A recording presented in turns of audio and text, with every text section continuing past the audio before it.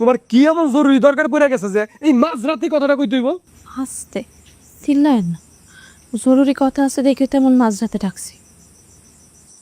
আমি চাই আপনি আরেকটা বিয়া করেন।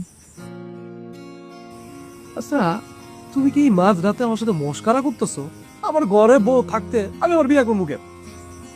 দেখেন, আমি আপনার সাথে মজা করতেছি না, আমি সত্যি সত্যিই কইতেছি।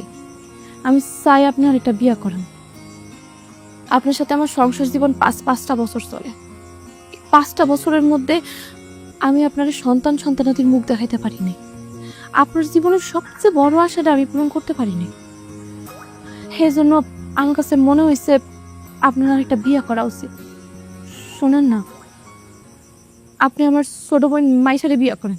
তোমার মাথাটা মনে হয় আসলেই খারাপ হয়ে গেছে।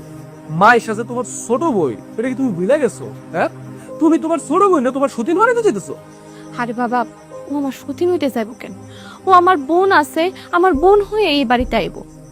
তাছাড়া আপনি যদি বাইরের থেকে কোনো একটা মেয়েরে বিয়া করে এই বাড়িতে আমার সতীন বানায় নিয়ে আসেন, এটাতে আমি আরো বেশি কষ্ট পাবো। তার চেয়ে আপনি যদি আমার ছোট বোনটা বিয়া করে এই বাড়িতে আনেন, আমার কোনো কষ্ট হইব না, বিশ্বাস করেন। আর তাছাড়া সেই দিন আপনি আর মাইশার জন্য কথা কইতেছিলেন, আমার কাছে মনে হয়েছে আপনি যদি মাইশারে বিয়া করেন তাহলে আপনি অনেক সুখী হইবেন। আর তাছাড়া আপনার সন্তানের স্বপ্নটাও পূরণ হইব। সবই না হই বুঝলাম, মাইশা কেন এই বিয়াতে রাজি হইতে যাইবো? আর মাইশা বিয়া কইরা তোমার জন্য ওর জীবনটাকে নষ্ট করতে যাইবো? এনে জীবন নষ্ট হওয়ার কি আছে? আপনি তো মানুষ হিসেবে খারাপ না, আর আপনি দেখতে শুনতেও খারাপ না, তাহলে ওর জীবন নষ্ট হইব কেন? আর তাছাড়া আপনি যদি বিয়াতে রাজি থাকেন, মাইশারে রাজি করানোর দায়িত্ব আমার। আপনি কি রাজি আছেন? বিয়ান সাহেব, আমি একটু কথা কই। সেটা হইতেছে যে আমার পোলা আর আপনার বড় মাইয়া যখন বিয়ে করতে চাইছিল, তখন আমরা কেউ কিন্তু বাধা দেই নাই, একদম বাধা দেই নাই। তারা তো সংসার করতেছে, অনেকদিন সংসার করলো, কিন্তু দেখেন তাগো কিন্তু কোনো সন্তান হয় নাই। আর এখন আমার পোলার সাথে আপনার ছোট মেয়ের যে বিয়ের কথাবার্তা হইতেছে, সেটা কিন্তু সম্পূর্ণ আপনার বড় মেয়ের ইচ্ছা।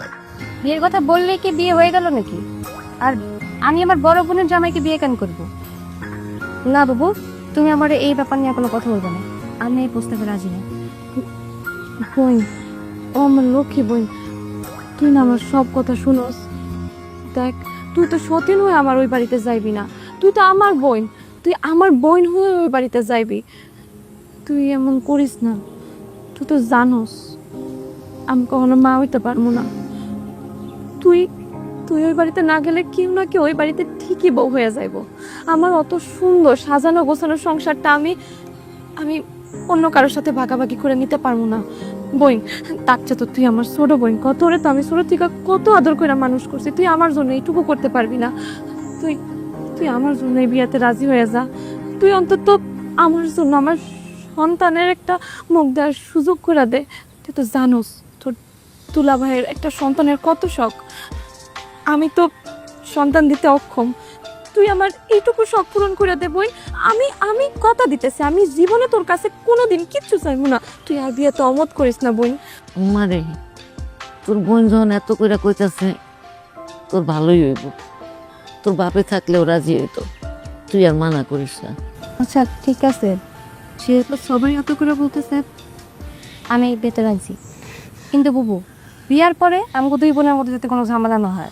না না, তুই কোনো চিন্তাই করিস না, তোর কোনো সমস্যা হইব না। তোর বুবু থাকতে তোর কোনো সমস্যা হইতে পারে গো? মা, বিয়েটা কি আপনার সম্মতিতে হচ্ছে? জি কাজী সাহেব, আমি সন্তান জন্মদানে অক্ষম, যার কারণে আমি সৎসায় সব জ্ঞানে আমার স্বামীর সাথে আমার ছোট বোনের বিয়ে দিতে ইচ্ছুক। কাজী সাহেব, শুনলেন তো? এখন শুভ কাজে তো দেরি করা যাবে না, বিয়ের কাজ শুরু করেন। কুবাইল নিবাসী মোহাম্মদ করিমউদ্দিনের ছেলে মোহাম্মদ রহিমউদ্দিনের সাথে 2 লক্ষ টাকা দেনমোহর ধার্য করিয়া আপনি রাজি থাকলে বলেন কবুল। আলহামদুলিল্লাহ কবুল। বৌমা, তোমার কি হইলো? শরীরটা খারাপ লাগতেছে নাকি? না না বাপ, আমি ঠিক আছি। ওই হঠাৎ করে শরীরটা গোলান দিয়ে মাথাটা ঘুরান দিলে তো, এই জন্যই মনে হয় এমন লাগতেছে। হ্যাঁ আব্বা, আসলে আর কিছু হয় নাই। ওর কাজ দিতে হলো নাটক করা। ও নাটক করব, একটা শুভ কাজে বাগড়া দিব, এটাই তো হলো ওর কাজ। ভাই ভাবি বমি করতেছে, মনে খুশি খবর। আরে ভাই চুপ করেন তো, খুশির খবর? হ্যাঁ, 5 বছর ধরে আমার কোনো খুশির খবর দিতে পারে নাই, আর আপনি একদিন বমি দেখাই খুশির খবর মনে হইতেছে আপনার কাছে? হ্যাঁ, খুশির খবরে যদি হইতো তাহলে কি আজকে আমার এই দিন দেখা লাগে? খুশির খবর কাজী সাহেব ওই সারাদিন খাওয়া দাওয়া করে নাই, এই জন্য গ্যাসে চাপ দিছে, এই জন্য বমি করতেছে। আপনি আপনার কাজ করেন। ওনার অবস্থা তো অনেক খারাপ। আরে ভাই আপনি এত কথা কইতেছেন কেন? বিয়া পড়াইতে আইছেন, বিয়া পড়াইবেন। আর তুমিও এত নির্লজ্জ একটা মায়া মানুষ, কি শুরু করছো সবার সামনে? কি বুঝাইতে চাইতেছো তুমি? ঢঙ্গি যখন করবা তাহলে বোনের আবার বিয়া দিতেছো কেন? চলো বড় চলো, এই চল, চলো। ধরুন তো একটু, ধরুন। আব্বা তুমি বউ, তুমি বসো। আম্মা ওরা ঘরে নিয়ে যাও তো, এখন নাটক শুরু করছে। আজ তাই নাটক কি করবো তাহলে? এই সবের আয়োজন করলে কি লেগে? হ্যাঁ, খালি শুভ কাজ একটা বাগো দাও, তুমি ঘরে নিয়ে যাও। পরে আমি ডাক্তার দাঁড়াইতে যাও। আপনি রাজি থাকলে কবুল বলেন, হ্যাঁ আলহামদুলিল্লাহ কবুল। সই করেন।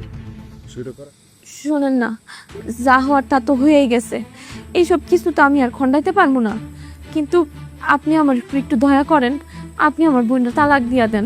আমি আপনার সাথে সংসারটা করতে চাই। খবরদার আর একটা কথা কইবা না।